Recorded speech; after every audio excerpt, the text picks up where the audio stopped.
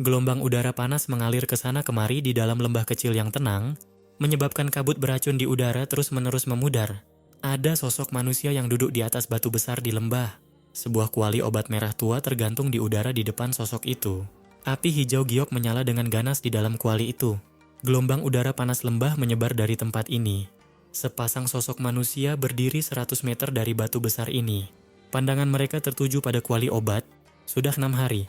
Shinlan menatap sosok manusia terfokus pada batu besar itu, mendesah pelan, dan berkomentar, pil obat tingkat 7 tidak mudah untuk disuling. Tentu saja, seseorang harus meluangkan waktu. Xiaoyi tidak terkejut. Dia berkata dengan lembut, selain itu, pil di dalam kuali obat menjadi lebih padat. Kemungkinan tidak akan lama lagi sampai pil terbentuk. Shinlan mengangguk ketika mendengar penjelasan Xiaoyi. Dia baru saja akan berbicara ketika kuali obat, yang jaraknya tidak jauh, tiba-tiba bergetar. Suara dengungan yang jelas keluar dari kuali dan bergema di seluruh lembah. Ada apa? Perubahan yang tak terduga ini membuat Xiaoyi dan yang lainnya buru-buru mengalihkan pandangan mereka. Cipil yang luar biasa padat tiba-tiba menyembur keluar dari kuali obat seperti gunung berapi setelah mengeluarkan suara mendengung. Orang bisa melihat samar-samar asal pil itu tampaknya berasal dari pil obat bundar yang dibungkus api hijau giok. Apakah akan terbentuk pil? Tabib peri kecil merasa gembira saat merasakan kepadatan pil ini. Di depan fokus kelompok Xiaoyi, pil yang dimuntahkan dari kuali obat menjadi lebih padat. Pada akhirnya, hampir seluruh lembah dipenuhi oleh aroma pil yang menarik perhatian. Jelas, ini merupakan indikasi bahwa pil akan segera terbentuk. Meskipun pil yin yang berada di level menengah tingkat 7, tidak terlalu sulit untuk disempurnakan. Selain itu, dengan pengalaman membantu Tang Zhen dalam menyempurnakan pil bodhisatwa api, penyempurnaan kali ini berjalan lancar. Segalanya tampak berjalan secara alami dan tidak ada kesalahan sekecil apapun yang muncul di sepanjang jalan. Xiaoyan perlahan membuka matanya yang menyipit saat kipil menyembur keluar. Dia melihat pemandangan ini dan ekspresi senang muncul di wajahnya. Pilki yang dimuntahkan menjadi lebih ganas. Pada akhirnya, ia menembus lapisan kabut racun di langit. Setelah dipanggil oleh Pilki yang padat ini, awan gelap dengan cepat mulai berkumpul di langit. Kegembiraan langsung muncul di mata Xiaoyan saat melihat pemandangan ini. Dia tidak menyangka pil jiwa kehidupan Yin Yang akan menarik petir pil.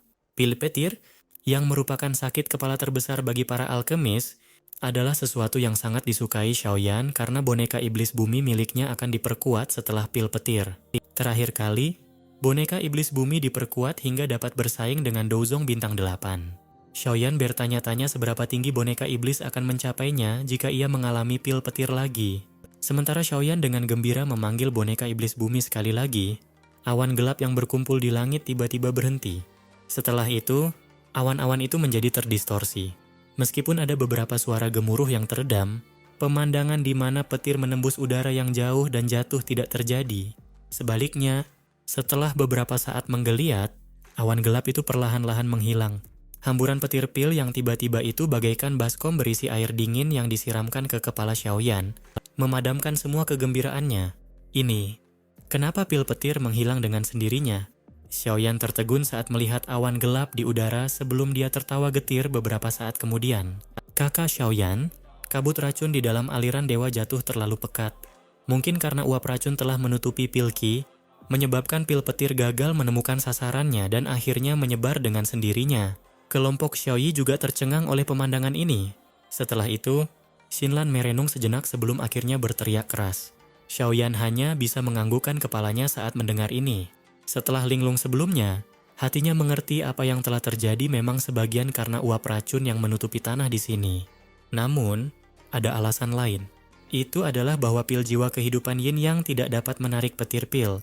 Jenis pil obat ini mungkin dianggap sebagai pil kelas menengah tingkat 7, tetapi secara tegas, itu hanya sedikit mencapai kelas menengah. Jika bukan karena efek unik dari pil itu hanya akan menjadi tingkat 7 tingkat rendah. Cipil yang dipancarkannya mungkin tidak dapat menarik petir pil. Ini, bersama dengan uap racun yang bersembunyi, menyebabkan petir pil secara bertahap menyebar setelah muncul. Sial, tapi aku sedang terdesak waktu dan tidak punya waktu untuk menghadapi pil petir. Xiaoyan diam-diam menyuarakan kesialannya di dalam hatinya sebelum melambaikan tangannya.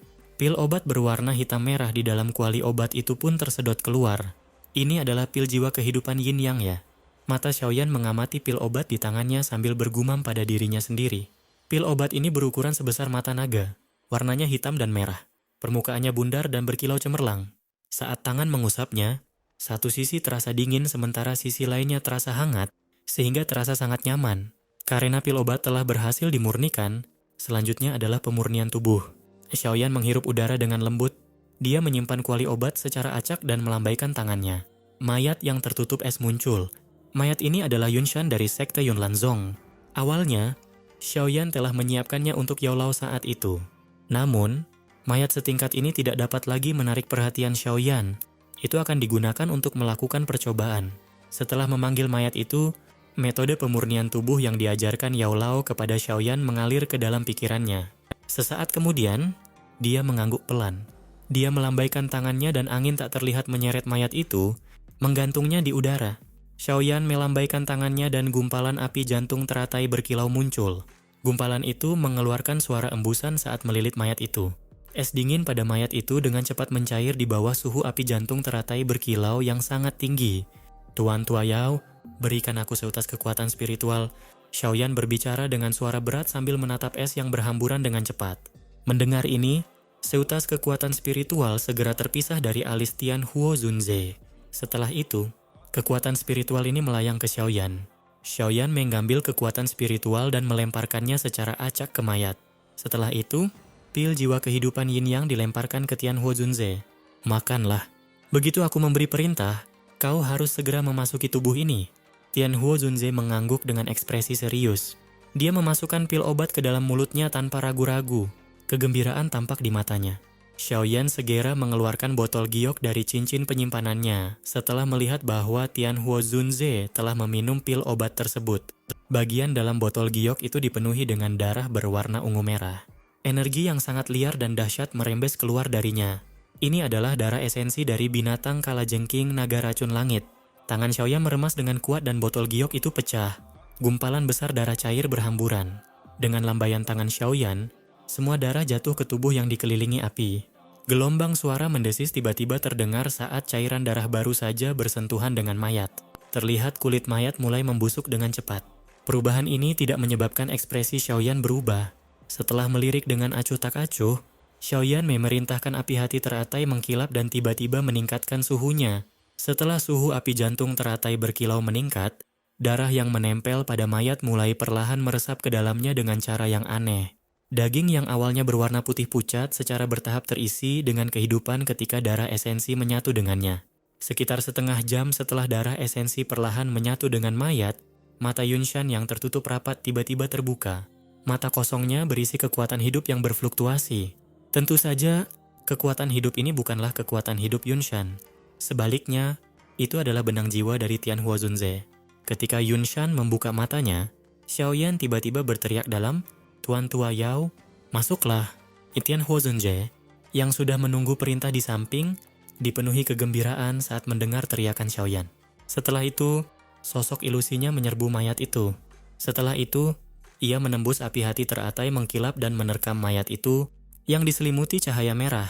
Riak hitam merah aneh terpancar dari tengah alis Tian Huo Zunze saat jiwanya bersentuhan dengan mayat itu. Riak itu menyebar dengan kecepatan seperti kilat saat menutupi seluruh tubuh. Jiwa Tian Huo Zunze dan mayat itu tiba-tiba bertabrakan saat riak hitam merah menyebar. Kali ini, tabrakan itu tidak mengusir jiwa. Sebaliknya, jiwa perlahan-lahan menyatu ke dalam tubuh. Apakah sudah berhasil diselesaikan?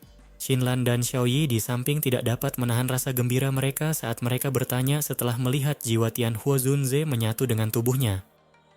Tuan Tua Yao harus menahan api surgawi yang membara dan perlahan-lahan mengendalikan tubuhnya. Baru setelah itu dia bisa dianggap benar-benar pulih dari api. Ekspresi Xiaoyan serius saat dia menggelengkan kepalanya. Langkah selanjutnya adalah yang paling penting.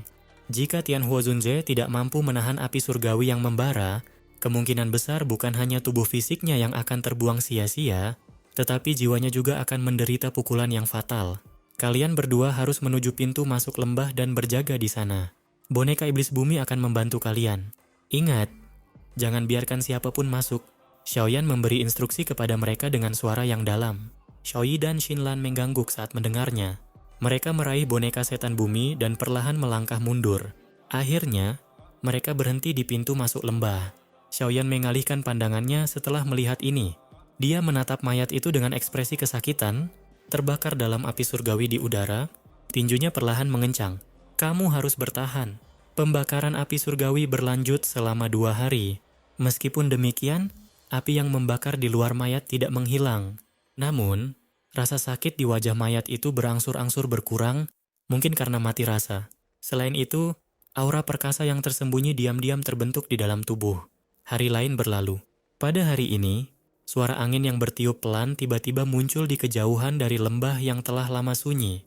Sesaat kemudian, seorang pria berpakaian putih membawa tongkat berbentuk ular perlahan muncul di suatu tempat sekitar 100 meter dari pintu masuk lembah. Banyak sosok putih muncul satu demi satu di belakangnya. Kabut racun lembah Dewa Jatuh ini benar-benar terlalu pekat. Bahkan kabut itu menyembunyikan aroma inti monster. Namun, akhirnya kami menemukannya. Lelaki tua yang memegang tongkat berbentuk ular itu memandang ke arah lembah. Senyumnya sangat lebar.